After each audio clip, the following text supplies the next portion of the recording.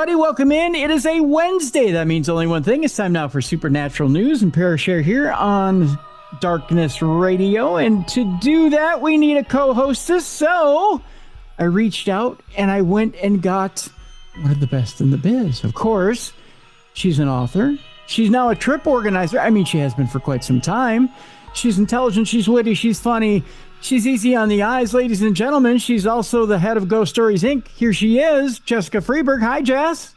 Hey, Tim. And you finally got a taste of Ghost Stories, Inc. this past weekend. Yes, I did. I was impressed. Thank you. It's quite the creative environment. That's for sure. It is. I think that's my favorite part. I mean, I love all the aspects of it, but like people come in and they try new things. They're doing art that they never thought they could do before. They're working on writing projects, and then they're doing investigations. And I don't know, it's just like a really cool group of open-minded people ready to try anything, which I love. And it's quite creative. It is quite creative, which is kind of cool. Yeah, it's just a fun group of people who are open-minded and willing to try new things, which makes it extra fun. Most definitely. Most definitely. Now, before we launch into today's program, I wanted to give people a little bit of an idea of what it is that we were doing up there this past weekend, and let people know that there is another trip coming up in January so that they can join us up there, right? Yes, they can. We have a trip in January, that very first weekend. I love to do one at the beginning of the year, and I love doing it at the Palmer House because we just kind of have it down to a science there, and there's perfect space for workshops, and it's so haunted. I just feel like you're always going to have people walking away with a paranormal experience, which is, most of the point of why they're coming, right? That's right. That's right. So this one, it's a manifestation weekend. And so we'll have a manifesting workshop, and then we'll do an art workshop and a writing workshop as we always do. And then we'll have our investigation as well. But really just ringing in the new year with a bunch of cool people. My kids will be there because really we planned this one for my daughter, Ella, who wants us to have one every time she's home for Christmas. Oh, right on. Well, and we should explain to people that you don't necessarily have to be, fluent and artistic. You don't necessarily have to be Picasso to come out and enjoy the trip, right? That's been the funnest part over the years, is to kind of watch it evolve, because we've always had these art and writing workshops, and people come sometimes who are just there for the paranormal piece, but they still jump in and try the other stuff. And we make it very friendly to people who don't feel artistic or they don't feel like a writer. And we also say, if this isn't your cup of tea and you want to go run around town and shop, or you can come down and chill in the basement with us. Part of the reason we do the workshops down there is to get people comfortable down there in that space in a different way, kind of remove the terror of it. If they've never been down there before, it's kind of nice to be in it in a different capacity. Yeah. And I think that really makes the investigations more fun. Most definitely. And it is kind of different to be in it, because it does take some of the spookiness out of it. One of the things I really liked was you did a workshop down in the basement. So it's got this mystique, right, of being this terrible, spooky place. But you're like, okay, let's go downstairs. Let's do some character development down in the basement. And I was like, okay, wait a minute. I thought this was supposed to be some ominous, spooky place.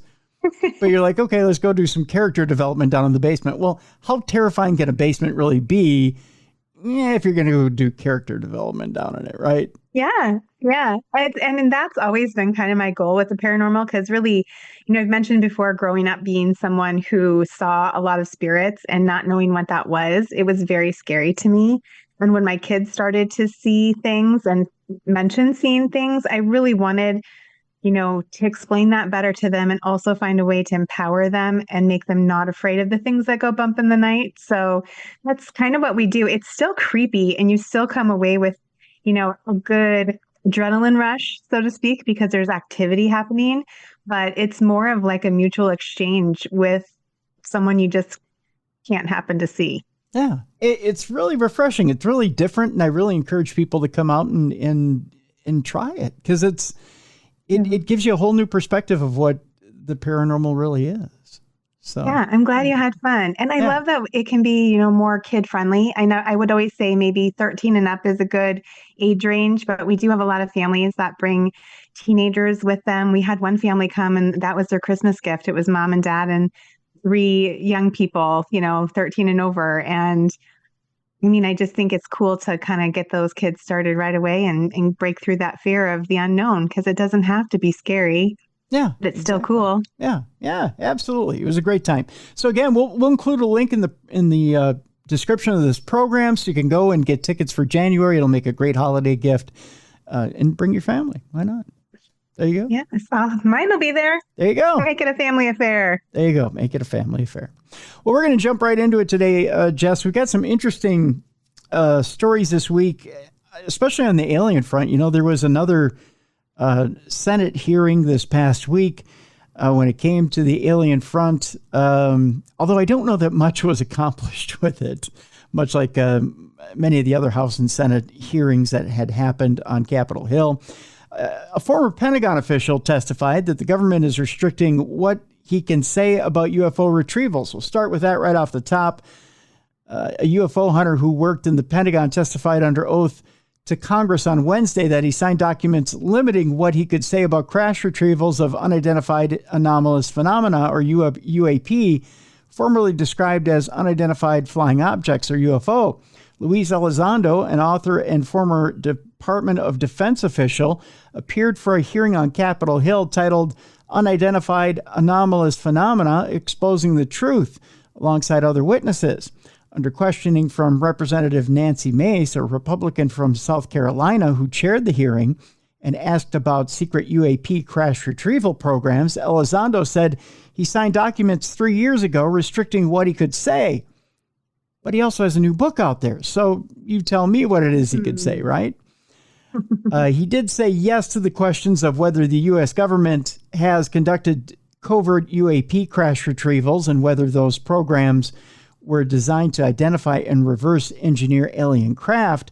Elizondo emphasized that for him to speak more candidly, he would have to do so on a closed session, and stressed that he was only allowed to discuss what the Pentagon approved for disclosure for his recent book. So in other words, he did have to go through handlers, so to speak, to release this latest book. So do you think it will have more details in it than what he can give during his testimony then?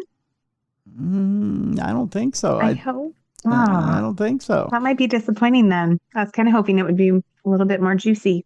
Yeah. During another exchange, Representative Jared Moskowitz, a Democrat from Florida, got Elizondo to testify that the U.S. government gave him documentation to sign that prevented him from speaking further on crash retrieval programs. Elizondo said he did not have a copy of the record and that it was stored in a SCIF, which is a sensitive compartmented information facility. He said that the DOD had it, but indicated that he could not reveal much more than that publicly. You specifically said that the document said that you can't talk about crash retrievals. Well, you can't talk about Fight Club if there's no Fight Club, Moskowitz quipped, making a Fight Club movie reference. Elizondo also said, while facing questions from Mace, he would prefer to address whether U.S. contractors have been involved in retrieval programs in a closed setting, and he affirmed there have been injuries. In your book, you mentioned government employees who have been injured by UAPs, placed on leave, and received government compensation for their injuries. Is that correct? After Elizondo replied in the affirmative, Mace asked, "How can the government deny that we've recovered craft if they're paying people because they've been injured by recovered craft?" Elizondo said, "That's why I think we're here again, because I've seen the documentation by the U.S. government for several of these individuals who have sustained injuries as the result of a UAP incident."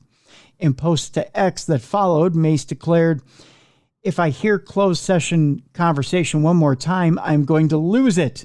And I'm fed up with the government's efforts to hide this from American taxpayers." The Congresswoman also posted, "If it doesn't exist, why are we spending taxpayer dollars on something that isn't real? And if it doesn't exist, why is it being deliberately hidden from the public?" It's a good question. Solid. Yep. Yeah. Well, here's the big thing. Representative Mace has a point. you're either going to talk about it or you're not going to talk about it. It's either going to be top secret or it's going to be out in the open. Eventually, you have to take what's hidden behind a skiff and you have to bring it out in the open. And that's one of the things that President-elect Trump has said we're going to eventually unveil to the American public as to whether we're actually doing business with aliens or not. Right? And a lot of this stuff that supposedly Lou Elizondo, who said he has handlers, is going to see eventually it's going to see the light of day. Right.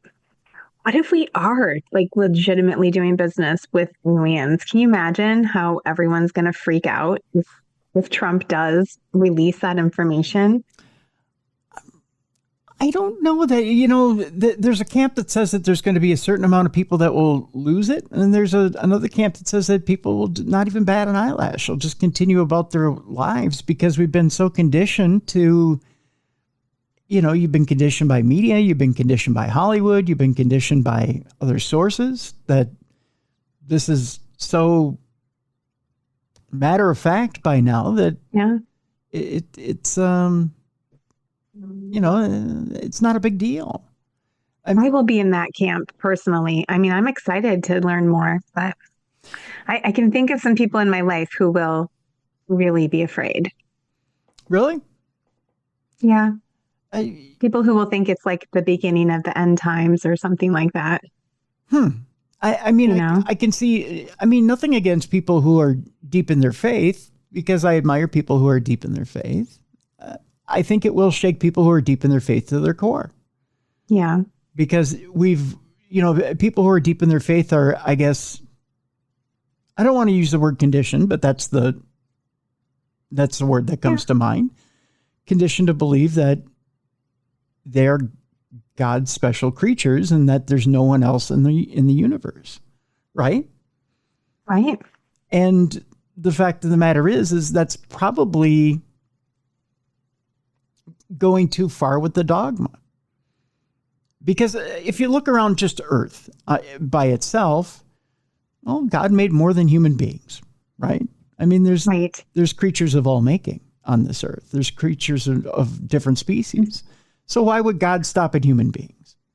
Well, right. And if you believe in, like Cro-Magnon man, or like, the other people that they've dug up over the years that aren't quite like we are now, from that evolution of even just the basic human, he didn't even create us quite like we are now, if you believe in that, which I do. Mm-hmm. So, yeah. I mean, you got to, break a few eggs to make an omelet? There's variations of us before we became so perfect, Tim. It's just so perfect now. And if you want to continue to believe that we could advance beyond what we are now, maybe we're not quite a perfect model yet, and maybe God needs to make improvements. Well, maybe we advance to something bigger and better. Maybe, maybe we need to advance beyond whatever it is that the climate is going to force upon us, Yeah. Maybe one day they'll dig up our corpses and be like, wow, they were really weird. Yeah. Yeah. Boy, they were fragile beings, compared to what we are now, You never know. You never know. Our next story, Jess, has to do with a mystery as hundreds of people see a large dark UFO over western Michigan. The unidentified object, which made local headline news, left witnesses scratching their heads. According to reports, sightings of the anomalous object, which was seen last Friday, centered along I believe it is the Gizon Parkway in the Byron Center, Wyoming area of West Michigan. It was large enough to be spotted by a large number of people throughout the area. Before long, witnesses had taken to social media to talk about what they'd seen.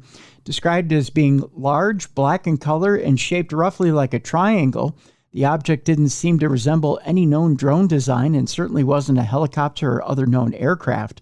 Some people speculated that it could be some sort of giant kite, although this remains unconfirmed.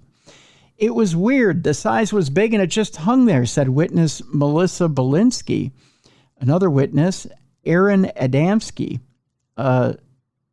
noticed that Adamczyk noticed that his group had watched it above the Pines Golf Course in Wyoming for 15 minutes straight, and nobody had been able to make out the figure for what it was.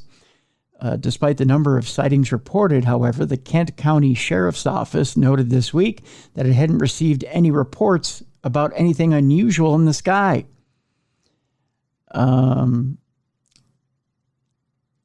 show you a picture here, Jess, of what this thing looks like. It looks like your typical triangle UFO.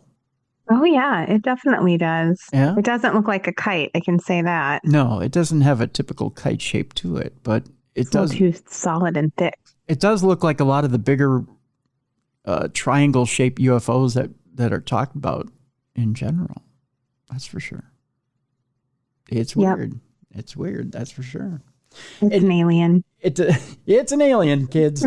We got us a genuine going for a cruise. Yeah. I mean, it isn't the football-sized ones that they talk about in general, but it definitely looks like those triangle-shaped crap that we hear about quite frequently. It's not the Escalade of UFOs. It's the Prius. The Prius. Yeah, that's a good way of putting it. Yeah. Meanwhile, police in Canada have removed wreckage of a downed octagonal UFO, which is a new one. Newly released documents detail the case of an object that was shot down near Lake Huron last year.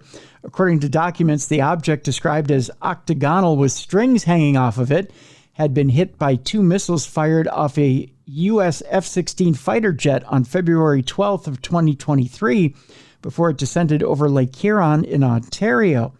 Efforts to locate the wreckage began in earnest, with the Royal Canadian Mounted Police teaming up with the American and Canadian Coast Guard to find the crash site. Within days, however, the effort had to be called off due to deteriorating weather, but then reports emerged suggesting that material from the wreckage, along with a module, had been collected around 3 weeks later. The module was found to have been manufactured by a company known to sell weather monitoring equipment, though it remains unclear whether it had actually come from the downed object or it had simply been found in the area during the search.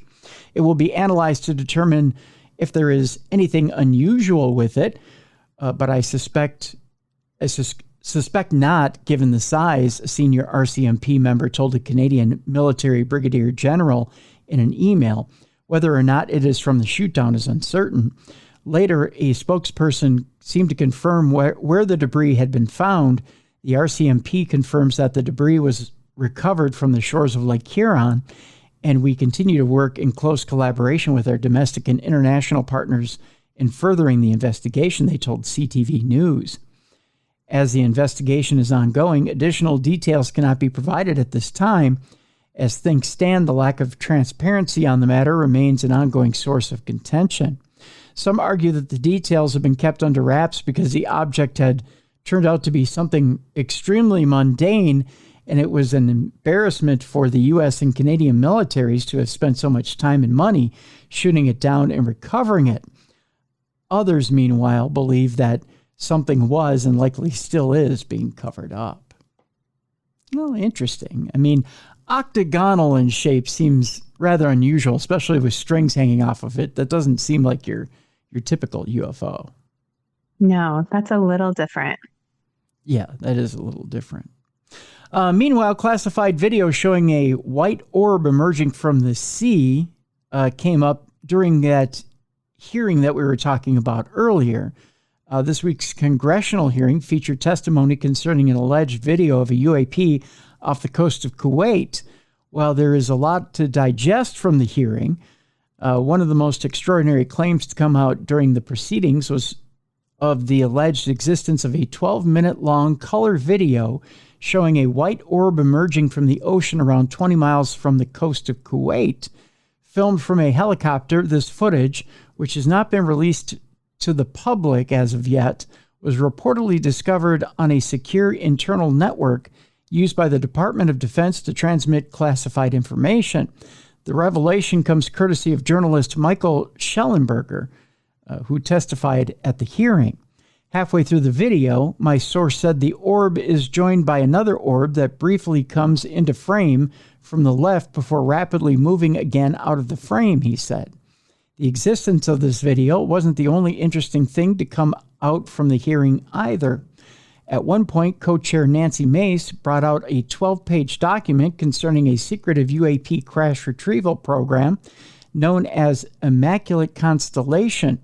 Delivered by Schellenberger, the report had been written by a whistleblower who claimed that the executive branch has been managing UAP issues without congressional knowledge, oversight, or authorization for some time, possibly decades.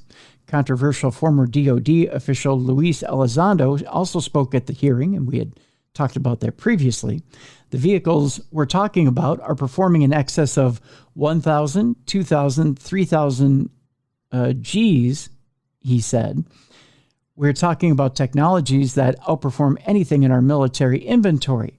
They're clearly intelligently controlled, he added, which is quite interesting. So there you go. What do you think about that, Jess? Well, they say that the aliens are coming out of the water, and I believe it because when there's a tsunami, there's always alien-looking things that wash up on shore. There could be anything down there. No, there could be. There could be. I think that I got a story from one of our listeners that I think tied into a story that I just read about Lake Huron and debris washing up on shore. And I think it is directly tied into that story. So I think I'm going to skip that. Okay. But it was just in addition to what I had just read about the Canadian Armed Forces, the Mounties, talking about, and it was from a local perspective here from Channel 5. But basically they're saying, from a local perspective, they're saying that it's related to a weather balloon. Oh. Yeah. And they're saying that the evidence points to a weather balloon. They're saying the debris that was recovered from the shores of Lake Huron, after further evidence, they're saying the modules from a company that sells weather monitoring equipment. And there's a reason why they're maintaining kind of a hushed silence, is because it's clearly marked that it's weather monitoring equipment. Oh, okay. Yeah.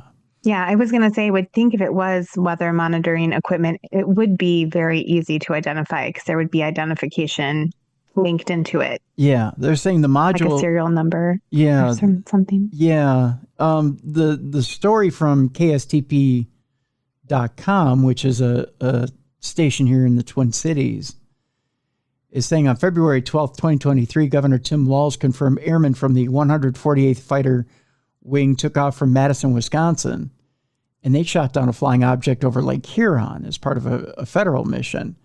So there's actually Minnesota tied to this story. Interesting. So that might be even, I mean, if it's a weather balloon from, hours, or if it's something like, when something was coming from another country, that to me is even scarier than aliens. Like if it's there's a country that doesn't like us and they're spying on us. They're saying it's not quite that exotic. They're saying the modules from a company who sells weather monitoring equipment, that according to a senior RCMP member who told a Canadian military brigadier general in a March 13th, 2023 email, it will be analyzed to determine if there's anything unusual with it, but I suspect not, given the size. Whether or not it's from the shoot down is uncertain. It is still unclear whether the debris is positively connected to the Lake Huron object. The U.S. shot down multiple high-altitude objects late last year, including a Chinese surveillance balloon off the coast of South Carolina. A lot of times, these weather balloons are put up either by Canadian or U.S. weather services. Mm-hmm. So, I mean, they're not as they're not as nefarious as we would like them to believe. I mean, they're kind of no big deal. Yeah. So, and a lot of times they do get in the military is kind of embarrassed by it. They don't want to admit that, we shot down our own. and Right. and much less the weather services equipment, but it does happen. We panicked and thought it was an alien, but it was one of our own weather balloons. Right. They don't want to say that. Yeah, they don't want to admit that at all. And if they do, they're rather embarrassed. So they tend to stay silent on stuff like that. So that makes sense. Yeah. Tell you what, we'll take a brief break right here. When we come back, our listeners are on to us, Jess. They're finding even more scary nightmare fuel than I can come up with. When we come back, we'll tell you about the flamethrowing wielding robot dog that an Ohio company has now put on the market, and it's available for you to buy right now. There's a weird viral trend out there of people writing a cursed number on their own arm. We've got that story when we come back. Drivers, plural, are left terrified by ghost lights on Florida's most haunted road. We have that story as well. Bigfoot's back in the news, and we've got that story today. And we will wrap up today by telling you about the oldest slice of royal wedding cake that you can buy. And we'll tell you how much it's available for. We're going to end today with dessert. It's the best way to end a supernatural newscast. I figured we might as well end with dessert. Everything's better. Sounds yummy. Everything's better with dessert. So that's how we're ending today. It's all on Supernatural News today on a Wednesday. It's Jessica Freeburg and Tim Dennis right here on the best in paranormal podcasting. This is Darkness Radio.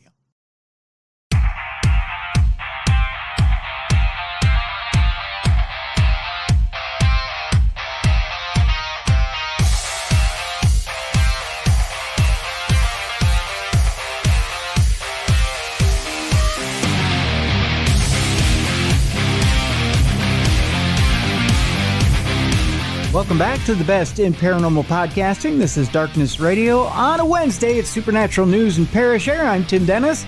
Along with me is Jessica Freeburg. And Jess, we're fully into it now. We're fully into fall. Thanksgiving is next week. Coming up. My kids are coming home, Tim. Gotta have the turkey ready. I'm excited. Yeah. I don't have a turkey yet. I need to get one. Oh, gosh, you better get one soon. You're probably going to have to get a fresh one, aren't you? I mean, do you still have time to get a frozen one?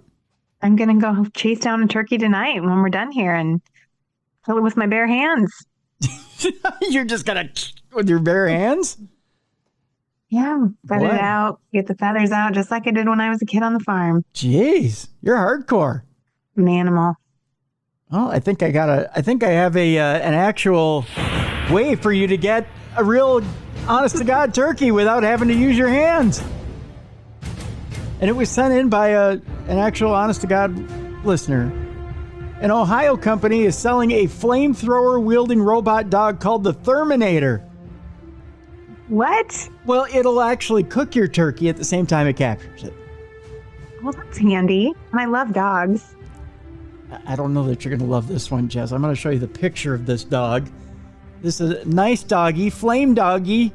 Well, I hate it. You hate it? You're not a big fan? No, I hate it. It's so scary looking. It is, isn't it? What is it about the robot dogs not having heads? I mean, you can't even pet them. It's like a decapitated dog it throwing is. flames where its head should be. That's right. These things are scary. They're not nice looking doggies. That's for sure. What has 4 legs and can breathe fire? Well, apparently the Thermonator, a controversial first ever flame-throwing wielding robot dog. According to Throw Flame, which is a hell of a name for a business, an Ohio-based company that manufactures flamethrowers, its latest invention features a 30-foot firing range, light detection, and range mapping, as well as laser sighting aboard a battery-powered thing with legs that can jump around. Sounds like the perfect gift for every husband out there, doesn't it? I just ordered you one for Christmas. That's right. It's man's best friend. Yay! Touted as your ultimate firepower companion, the robot's uses include wildlife control and prevention, agricultural management, ecological conservation, and snow and ice removal. Oh, that would be handy here in Minnesota.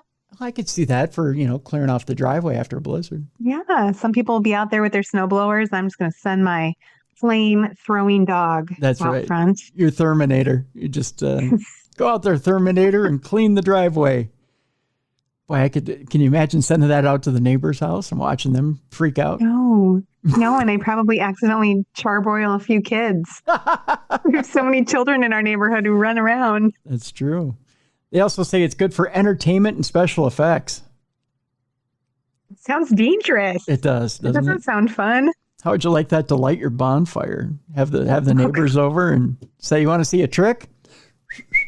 Here, boy, light the bonfire. It'll cost you just a measly $9,420, Jess. That's it. Wow, get two. Yeah, to get His and hers. oh yeah, right. His and hers Thermonator. You can. It says, and in the absence of a pet dragon, you can have your own fire-breathing best friend of canine appearance. Aw. Have you ever wanted a pet dragon? No, just a pet monkey. Me too, pet monkey. Maybe we could get a fire-breathing pet monkey. I think it would be a little scarier if it was breathing fire. I just wanted to throw poop at me. Oh, I don't want him to throw poop. I mean, eat peanuts and bananas. Yeah, that'd be cute. A nanner-eating monkey. That's all I've ever wanted. I know. They're so sweet. Yeah, and I don't want a flame-throwing dog or a fire-breathing dragon. No. Following reports of the Thermonator's release, some people were swift to mock the innovation on social media with comments such as, just because we can doesn't mean we should. I can't argue with that. Amen. Another person said, guess I'm not the only one who watched that Black Mirror episode, an apparent reference to the 2017 episode Metalhead from the television series Black Mirror, which explores the consequences of new technologies. In the episode, a woman attempts to survive a post-apocalyptic world overrun with deadly robot dogs. I gotta admit, when our world starts to replicate Black Mirror, we are in trouble. Yeah, I gotta admit, I missed that episode, and I'm glad I did. Another user wrote, cool, will the owners be held liable when this inevitably starts wildfires or sets their neighbor's house on fire? No kidding with the wildfires. I mean, we just can't stop lighting them from, I don't know, smoking a cigarette or not putting our regular fires out normally. That's right. Now your dog starts wildfires. I think you're probably liable. Yeah. Currently, flamethrowers are legal across the U.S. That's legal, not illegal, legal across the U.S., except in Maryland, where they are considered a destructive device. So you can have your flame-throwing dog in 49 out of 50 states. I feel like Maryland has this one right. They are destructive. Yes. Under Maryland state law, destructive devices mean explosive, incendiary, or toxic material that is combined with a delivery or detonating apparatus so as to be capable of inflicting injury to persons or damage to property. They also include devices that have been deliberately modified, containerized, or otherwise equipped with a special delivery, activation, or detonation component that delivers the material destructive characteristics of a military ordnance. I feel like the fire-breathing dog checks many of those boxes. Yeah, pretty much. It covers the gambit, doesn't it? Meanwhile, in California, residents are required to obtain a permit if they wish to possess a flamethrower that has a firing range of more than 10 feet. So there you go. Yeah. So if you want a Thermonator, just check your local laws. Make sure that you have the requirements down to own a Thermonator. In other AI news, by the way, have we mentioned you probably don't want to make friends with a chat bot? It's never going to end well.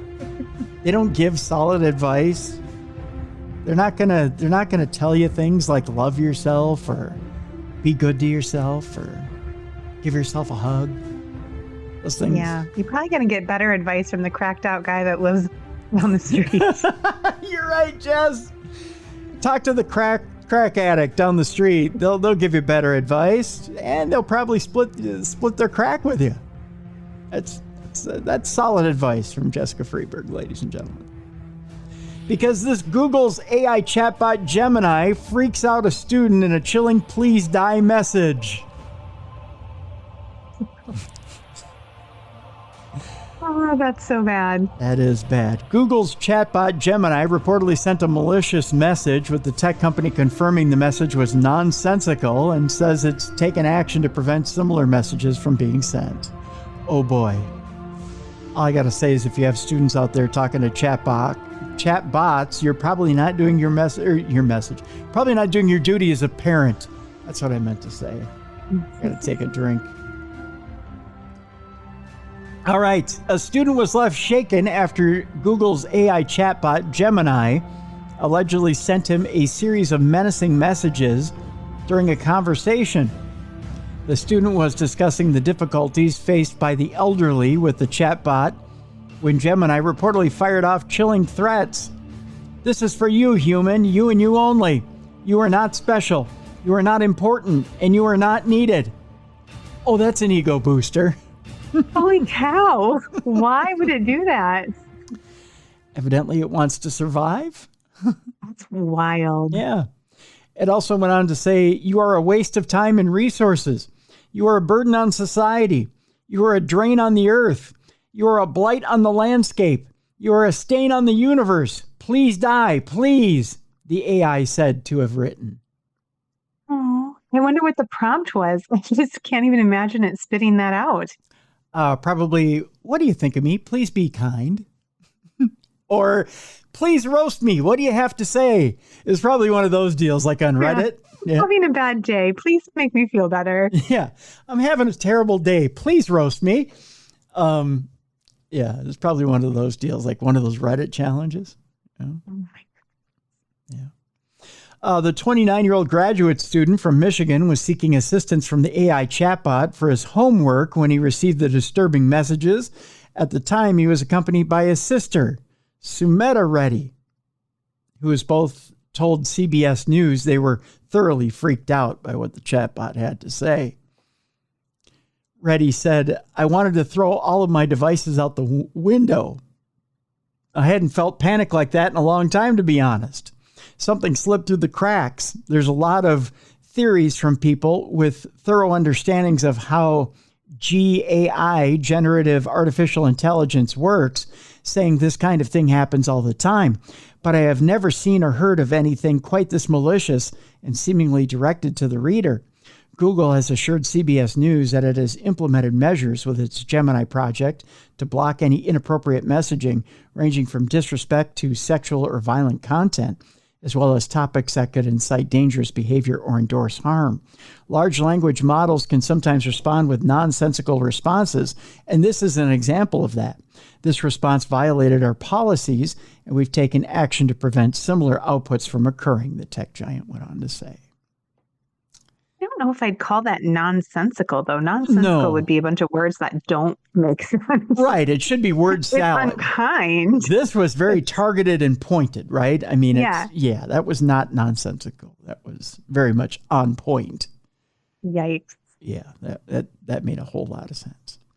Well, let's move on and away from tech that can potentially scare me into wanting to hide in a corner for years, shall we? There's a weird viral trend out there, Jess, that is seeing people write a cursed number on their own arm. I'm always skeptical of viral trends, but especially ones that get people to do odd stuff. I know. Why? Why participate in that? Right. But a cursed number on your arm. Social media users have taken to penning the number on themselves to see what happens. That's always a bad thing. Right? I mean, let's just see what happens if I put this number here on my arm. Viral trends have seen a lot of impressionable young TikTok users participate in various ill-advised and in some cases even fatal stunts in recent years. And while this particular example is not inherently dangerous, there are some that will believe that it can have a negative psychological effect. The idea for the trend originated a few years ago, but has recently made something of a comeback. Essentially, it involves writing the number 690452 on your own wrist before going to bed. According to urban legend, this is allegedly a cursed number, also known as the heaven or hell number. And writing it on your arm will transport you to a parallel world when you fall asleep. The effects of this reportedly range from encountering demons and monsters in your dreams to being permanently trapped in some sort of dream world. Why on earth would you do that then?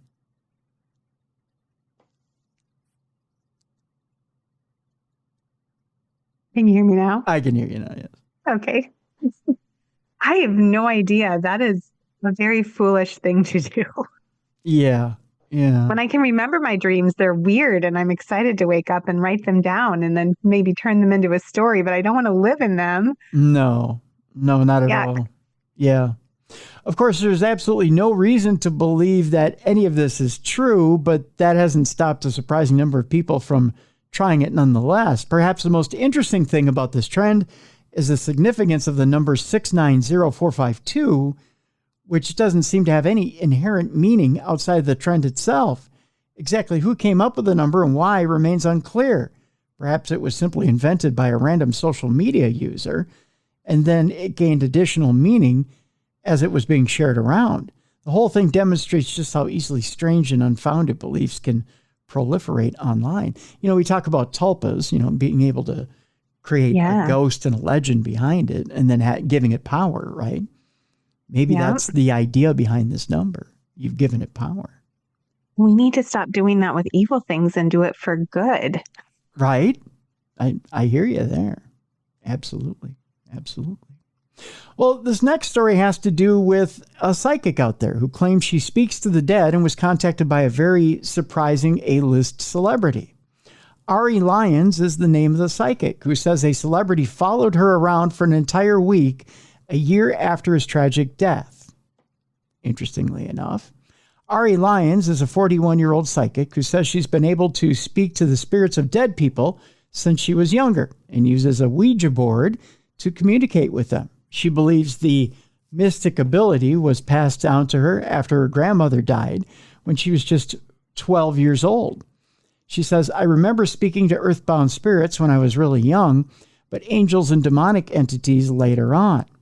She recalls, I was hard keeping this all to myself. I didn't actually tell my mom until my late 20s, and she didn't believe me. From Florida, Ari says her skeptical mom would call her daily to ask for a psychic reading to see if she would get anything wrong, but eventually came around to accept Ari's gift. Then in 2014, Ari says she was visited by an A-lister whose tragic death shocked the world. I had a connection with Paul Walker about a year after he died, which was weird, the spiritual advisor said. I heard a voice in my room, and I instantly knew who he was. He was pretty much following me for an entire week. I don't remember exactly what he said, but I just remember he kept on talking. I saw him wearing a white t-shirt and blue jeans. He was talking about his movie coming out, the one released after he died. He also told me what he likes, like the ocean and being outside. I had to Google this stuff, but everything he said, everything he said and told me was online. Paul, an American actor, was best known for his role as Brian O'Connor in the Fast and Furious franchise. He died in a single vehicle collision on November 30th of 2013 as a passenger in a speeding car. Aware of potential criticism about her gift, Ari insists that she doesn't do it for profit and doesn't want to abuse her connection with the dead for fame. She says, I just want to help people. I don't want to be an entertainer, she added. Having been ghost hunting since the age of 9, Ari says her trusty Ouija board works mostly every time when it comes to tapping into her spiritual practice. She says respect is the key for any tool that can help her medium abilities, whether that is her Ouija board, tarot cards, or even crystals. Everybody's obsessed with the Ouija board because of the experiences that go on while using it, she added. People love to be scared, and they love to watch these types of things. There's a lot of stuff that you can use to conduct the other side. And for the non-believers, she says, she has a simple piece of advice. Try it for yourself. You might regret it, or you might just love it. It's a different world, and some people only believe it when they see it. That's what Ari concluded. I don't know. What do you think? Did she actually bring forth Paul Walker? I mean, sure. Yeah. I don't know why not. He has to talk to someone. Yeah, well, everybody's got to talk to somebody, right? But right. Just unusual that she got Paul Walker, the week that he died. I suppose, with a tragic death, I mean, the belief is that they don't necessarily go somewhere immediately, that they have business to take care of. So she might have got him while he was taking care of business. I mean, it is interesting. Is she just a random person that didn't know him and had no connection to him? But I mean, I try not to question people's gifts. Yeah. Interesting, nonetheless. Yeah. This next story has to do with the terrifying moment a ghost opened a creaky door in Britain's most haunted house. It seems like we always have these most haunted houses in Britain stories, but let's figure out what we have. We need to move there, Tim, and buy one. Right, one of these most haunted houses of Britain, right? Paranormal investigators, the occult family, were filming a TikTok live video at a Pontefract property known as Britain's most haunted house when they captured the creepy evidence. A ghost hunting family has captured terrifying footage of the moment a ghost appears to have opened a creaky door in a haunted house that they were investigating. Known as the occult family, the paranormal enthusiasts were hosting a TikTok live video as they investigated the house when all of a sudden the door appeared to fling itself open. 38-year-old Kimmy Jeffrey and her partner JP, who's 34, were left shocked at what they witnessed, given that the moment that the door seemed to open seemed completely unnatural. The family from Cheshire heard a creak near the entrance before the spooky moment. Kimmy then asked anyone who was there to move the door, which is when it appeared to open by itself. The door didn't just swing open like it would if a draft hit it. No windows were open or drafts, they said. The door opened as if someone was listening to us and pushed it open. At the time, we were shocked that the door opened on command and that the door actually opened with no one near the door. We tried to debunk it and shut the door again, asking whoever did it to do it again. The door did not move all evening. This is a very rare occurrence, she went on to say. We have been investigating it for 2 years and have only had 3 things that we have caught that we can truly say are paranormal. Usually in the paranormal world, things happen off camera and are not caught. That's according to her. She said, we have had many people contact us via social media saying that they have visited the house on numerous occasions and have been in the room and know that the door does not open naturally like that.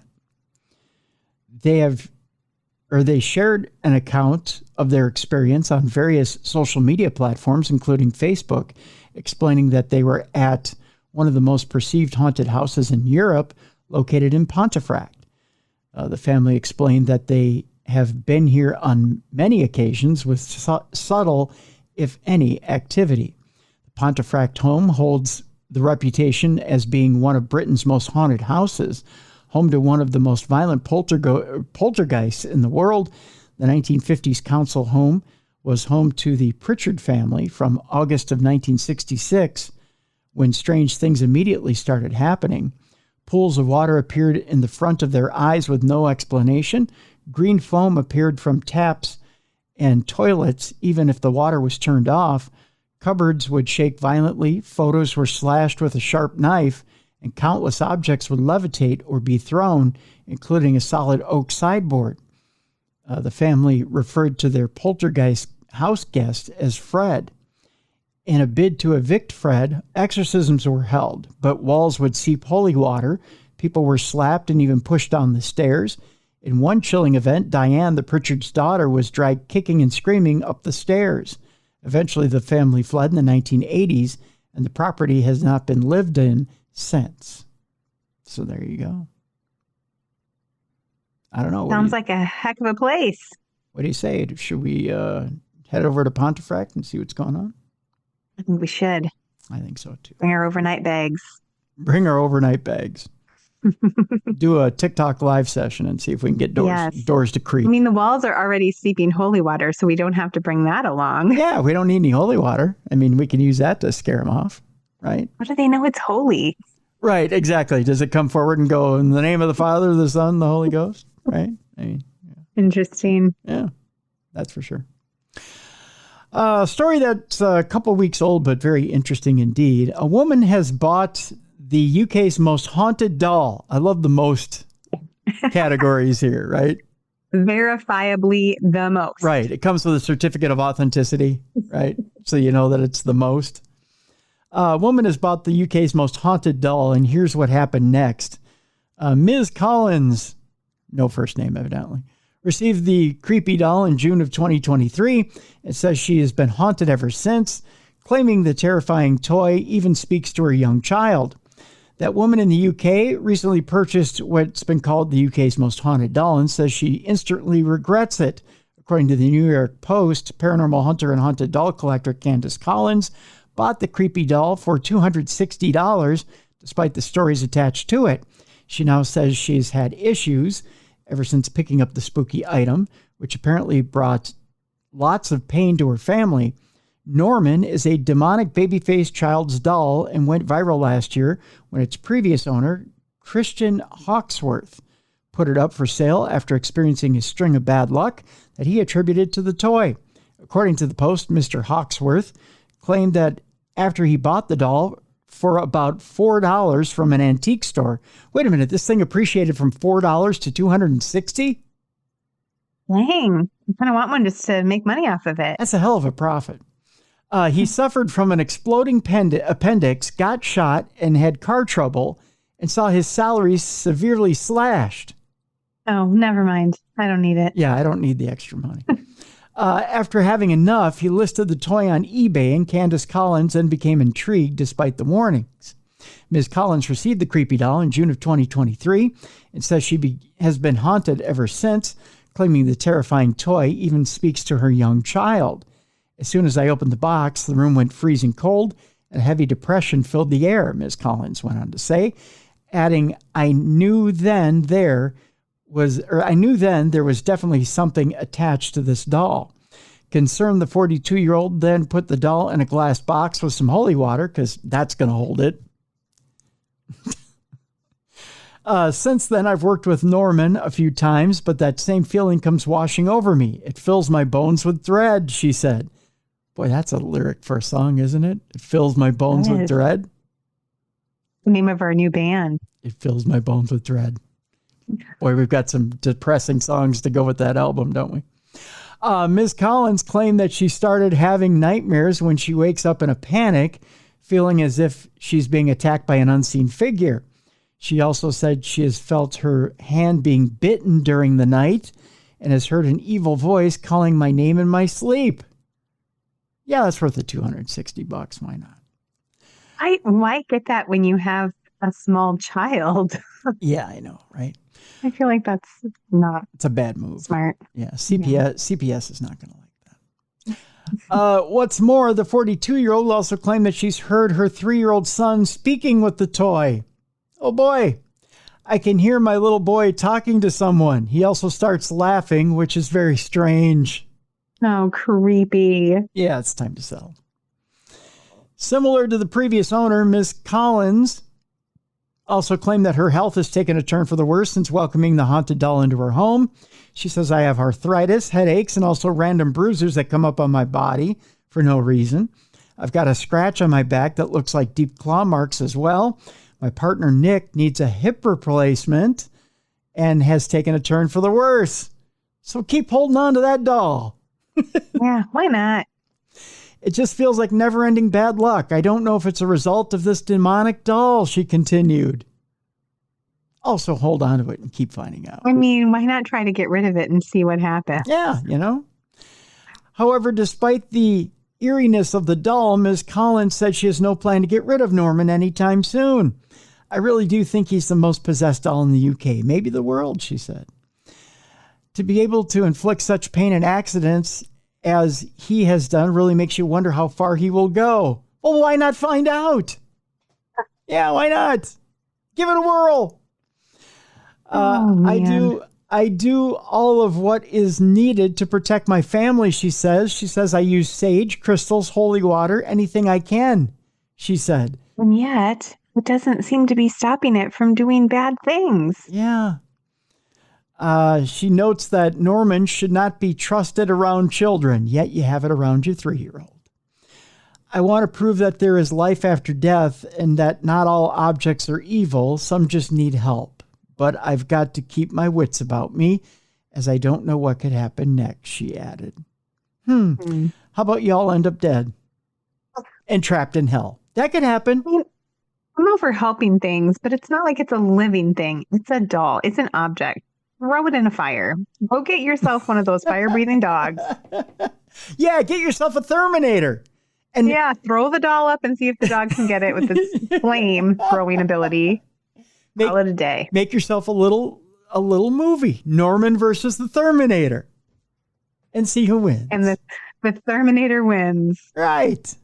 I mean, it could be fun.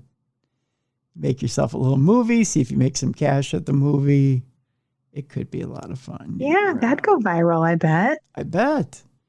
Then your string of bad luck would end. Norman versus the Thermonator makes $1 billion at the box office. You're happy. Everybody's happy. You can retire. Your children don't have to talk to dolls anymore. That's right. See? You don't have to call out CPS anymore. It's a wonderful life. And then you can make a remake of It's a Wonderful Life and make even more money. See? Why do we have to solve... The demon doll version. Yeah, the demon doll version. Why do we have to solve everyone's problems, Jess? Nothing says Merry Christmas like It's a Wonderful Life, the demon doll version. The demon doll version. Norman's like, what day is it? What day is it? It's Demon Day. I don't know.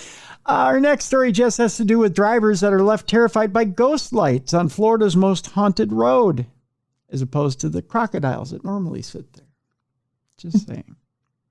Drivers have been left terrified by ghost lights on one of Florida's most haunted roads for the past 60 years, and the phenomena has still not been explained.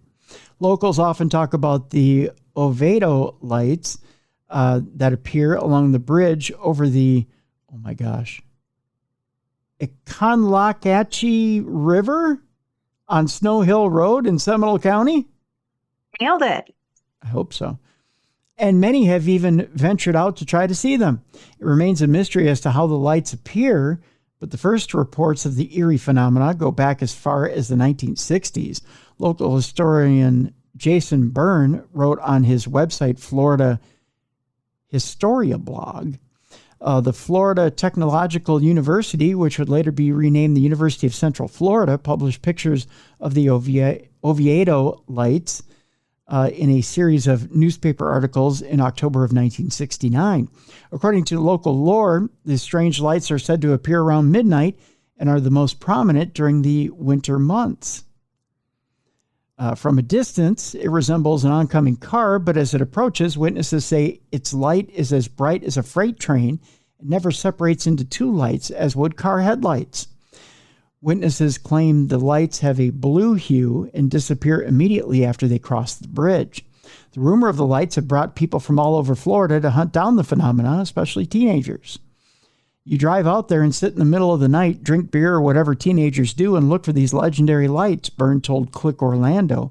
So there's literally generations of people who remember going out there, taking a date or taking some friends in search of these ghost lights.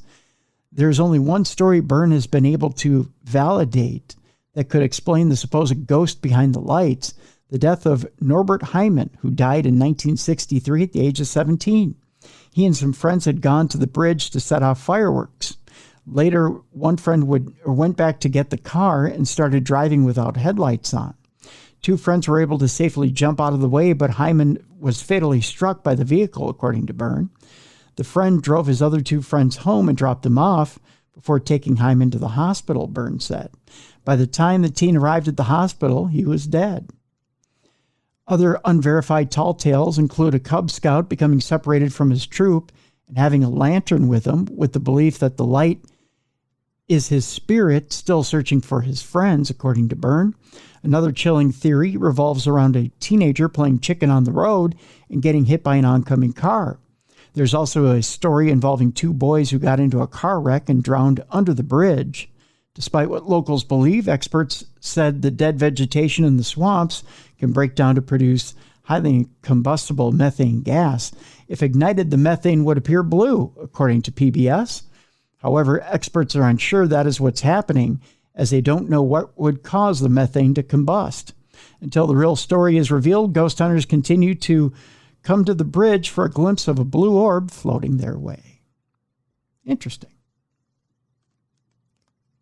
Yeah, sounds like it could have a natural explanation, but I'd love the legends behind it. Yeah, they're interesting They're legends indeed. I don't know, have you ever sat outside and waited for some sort of natural lights or phenomena ever? Yeah, I think we did in high school. Went out looking for some light that was supposed to be kind of out in this graveyard that you would see moving around. That was supposed to be a spirit. Yeah. Yeah, we didn't see it. No. Well, that's not good. That's not Bummer. not good at all. That's for sure. Well, I tell you what, we got two more stories here, and then we'll wrap up with our last story of the day. New evidence shows that King Tut's legendary burial mask isn't actually his. The boy king's sudden death might have caused some burial improvisation, as it turns out. One of the most famous visages in archaeological history, that of ancient Egyptian King Tutankhamun, might not actually be the young king at all. After a re-examination of the original 1920s discovery, experts now believe even more strongly that King Tut's golden burial mask wasn't originally intended for him at all, and was likely designed for a high-status female or a child. It all comes down to the earring holes. The mask was not made for an adult male pharaoh, said Joanne Fletcher, Egyptologist and honorary visiting professor in the Department of Archaeology at the University of York. According to a History Hit documentary reported by Express, when the gold was compared, they found the face is made completely of a different gold to the rest. Evidence of soldering is clearly visible on the mask, she said. It now seems as if Tutankhamun's own face was effectively grafted onto the mask of the previous ruler. They may have had pierced ears. They may have been a woman. It may have well been Queen Nefertiti. Interesting. Yeah. King Tut's iconic mask is 21 inches tall, inlaid with precious stones, and features a 5.5-pound golden beard as part of the larger 22.5-pound gold mask. That beard may have been an afterthought when the young ruler died unexpectedly at roughly 19 years of age in 1323. Originally discovered in 1922 by Howard Carter, the records of Carter's discovery have been kept at the University of Oxford's Griffith Institute. Fletcher said that not only is there different gold used on the face of the mask than the remainder, but the perforated ears designed around earrings would only have been done for a high-status female or a child, since children often wore earrings in that culture. Known as the Boy King, King Tut the Throne in 1332 BC around the age of 9, an appropriate age to wear earrings, but as he grew older during his reign, he would have stopped wearing them before he died around the age of 19, experts believe. As theories continue to mount over who wore the gold mask, or over who the gold mask was actually intended for, the latest earring episode only leads further to the credence that claims that his stepmother, Queen Nefertiti, whose burial location has never been found, although there are theories, was the original user of the mask. So there you go. Our next story has to do with Bigfoot. Bigfoot was heard screaming and whooping in a Sasquatch hotspot. He was having a party. Oh, maybe he had a little something going on. You know what I'm saying? Sending other animals crazy. And according to this Connecticut hotspot, and actually it happened in Connecticut. That's where we're going. Bigfoot's been spotted by eyewitnesses for a fifth time in an American county. The urban legend was allegedly heard whooping in a hotspot, according to a recent report. The BFRO, or Bigfoot Field Research Organization, founded in 1995, caught the hairy creature making noise in Connecticut's Sasquatch hotspot last year. Eyewitnesses say they heard the giant's screaming, long-duration whooping just after midnight last October. The visitor to New England claimed the sound was not similar to other wildlife, such as bobcats or coyotes in the area. The footage was captured at Collis P. Huntington State Park, an 883-acre wilderness retreat east of New Haven. The sounds lasted for 10 whole minutes. The BFRO, which obtained the witness's account, categorized it as a Class B case, meaning that it was a second-tier sighting below Class A, but a credible report despite the lack of corroborating evidence. The mystery was resurfaced this week with coverage by local ABC affiliate WTNH's News 8. The voice had quite a bit of power behind it, and I could tell that it was carried over distance. It would rough guesstimate at least 2 clicks or 1.25 miles from my coordinates, the anonymous witness said in the report published this summer. The sighting marks the 5th Sasquatch sighting in Fairfield County since 1953. Litchfield has the most sightings of any county with 11, the most recent of which occurred in the summer of 2022. This alleged Bigfoot was heard yelping for roughly 10 seconds in the video before pausing and repeating the pattern. The witness added, all the dogs in the area started barking at once when the vocalizations ended. Normally there are many owls in the area, and when I had gone outside previously, I could hear them. Connecticut is a playground for Sasquatches, with 25 total sightings reported over the past 7 decades, according to BFRO. So there you go. And finally, Jess, we wrap up today's program by telling you about a little bit of dessert. We're going to have a little bit of dessert to end our program today. It might have gone bad by now. I'm just saying. It's 77 years old. Oh. It's yeah, it might be a little rotten. It's a 77-year-old slice of cake. Has it been refrigerated? Well, let's find out. It's a 77-year-old slice of Queen Elizabeth II's wedding cake. Oh. And it's selling for $2,800. Which reminds me of you. Have you ever seen the episode of Seinfeld where Elaine goes in and eats the slice of wedding cake from her boss? Yeah.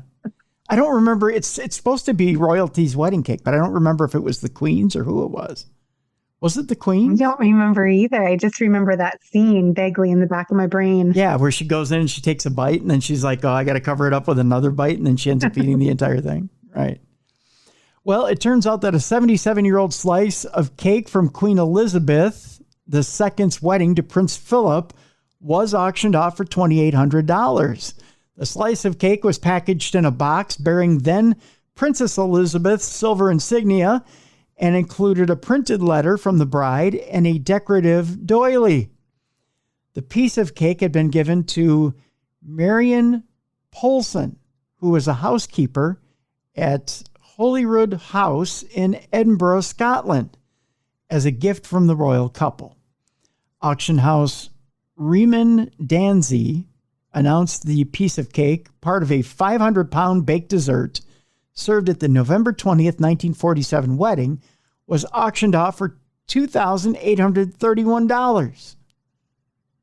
That's wild. Quite a bit for a 77-year-old piece of cake. It did not say whether it was refrigerated or not. Probably not edible anymore.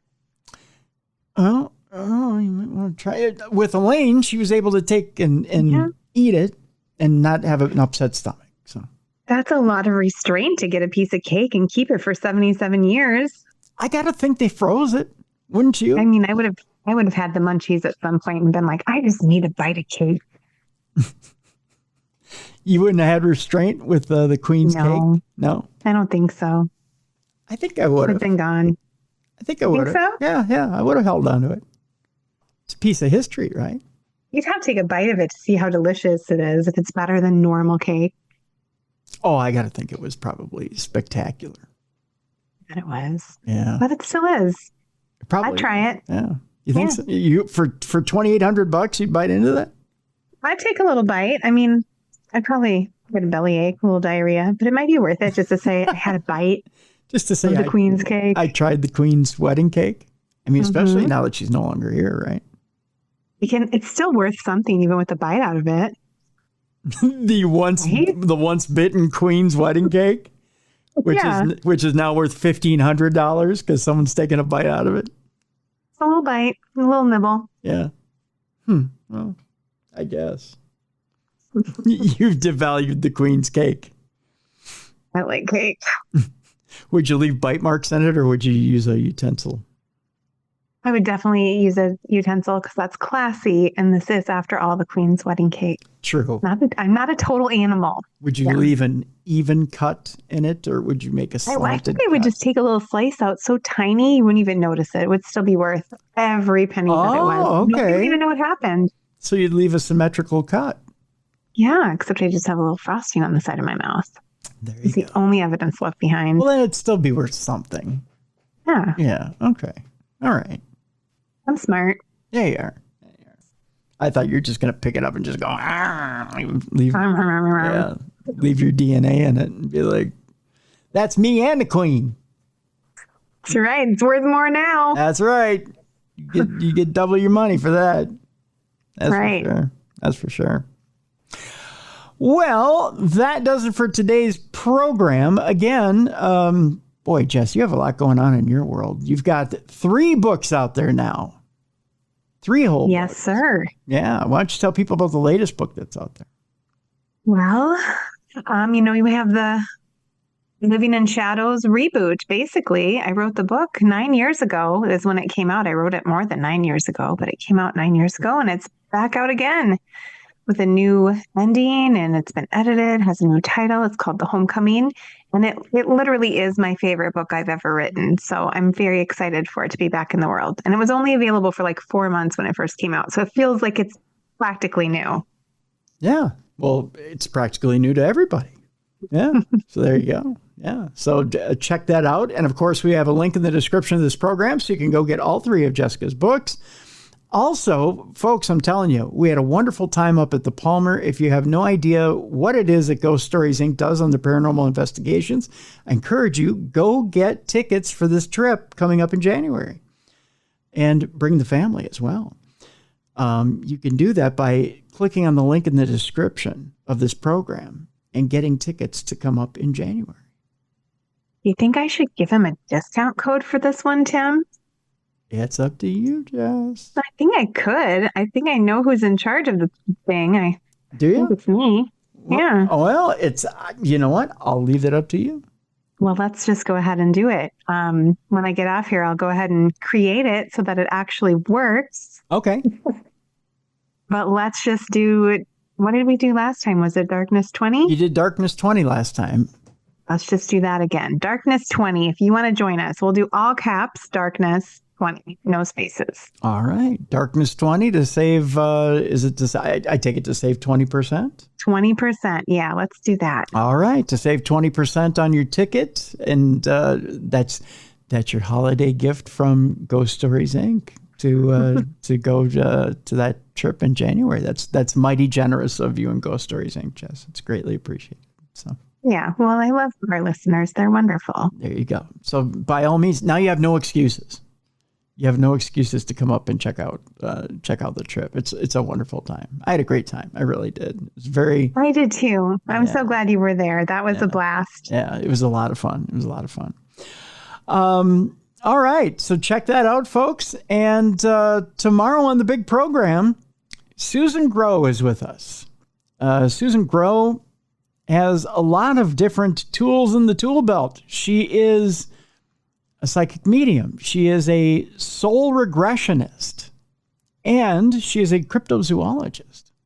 She has a lot going on, a paranormal photographer as well. And we're going to talk to her about all kinds of different things. We're going to talk about the secret to everything. That modality in her life. She also has a new book out there.